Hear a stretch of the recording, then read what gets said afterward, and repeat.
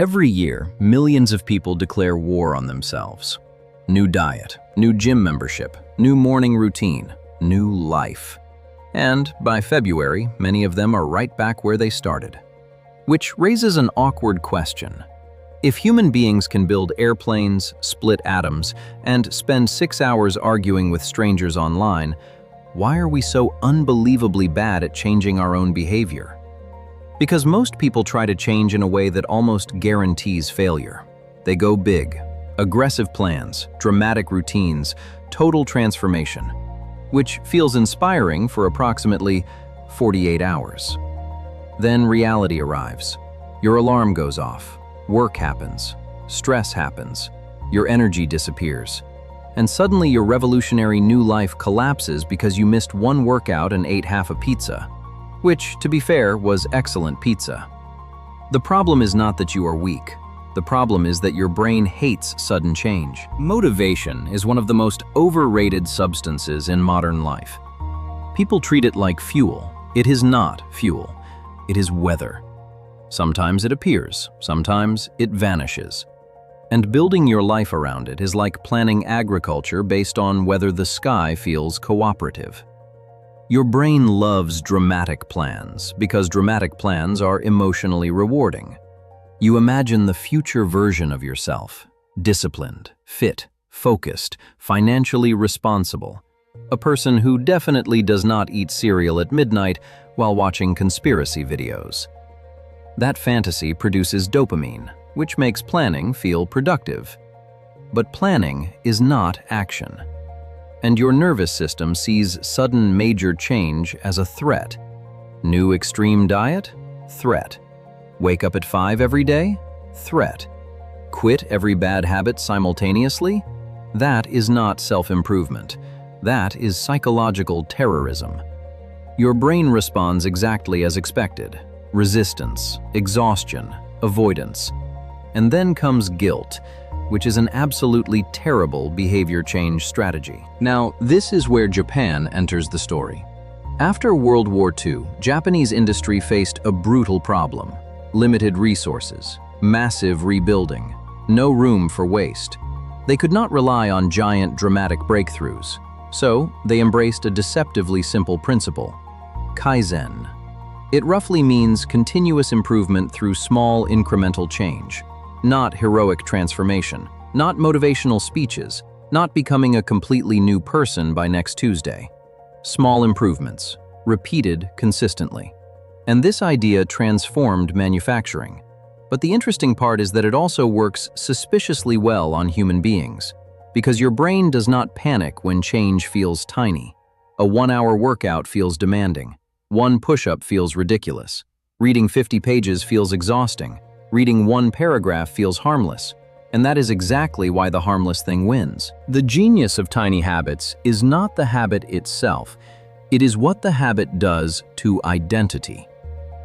Suppose I tell you to run 5 kilometers every morning. Your brain immediately begins negotiations. Too tired, too busy. Tomorrow seems spiritually more appropriate. But if I tell you to put on your shoes and stand outside for 30 seconds, that becomes annoyingly difficult to refuse. And once behavior starts, momentum appears. Psychologists sometimes call this reducing activation energy. Make starting easy enough, and resistance drops dramatically. But there is something even more important happening: evidence.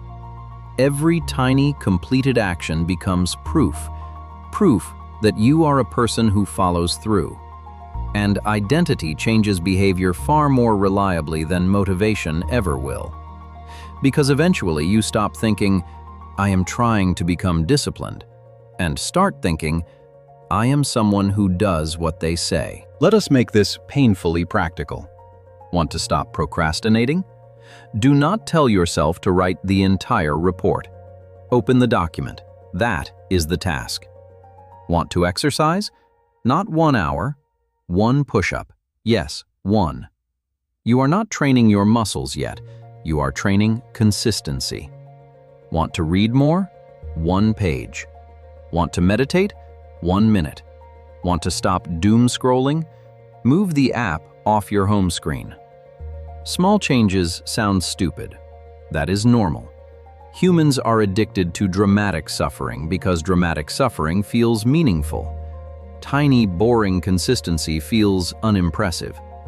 Until 6 months later, when the boring person has actual results, which is deeply inconvenient for motivational influencers. Now, a warning. Kaizen is not magic. Tiny action is the doorway, not the destination. If your entire fitness strategy remains one push-up forever, you have not discovered enlightenment. You have discovered floor contact.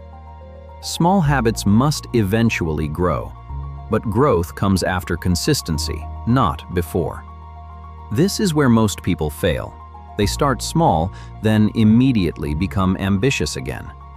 Day 1, 1 push-up. Day 3, full body transformation protocol. Day 6, emotionally collapsed on a sofa. That is not Kaizen. That is relapse wearing optimism. The real purpose of tiny habits is not efficiency. It is trust. Trust between you and yourself. Because every time you break a promise to yourself, you quietly damage identity. And every time you keep even a tiny promise, you rebuild it. That is why one glass of water matters, one walk matters, one paragraph matters. Not because the action is impressive, because the evidence is. People think transformation begins when motivation arrives. It usually begins when you do something so small your brain cannot be bothered to resist. So here is the question. What is the smallest behavior change you could start today? Not the impressive one, the embarrassingly small one. Start there, because history suggests your dramatic reinvention plan is probably not surviving the week.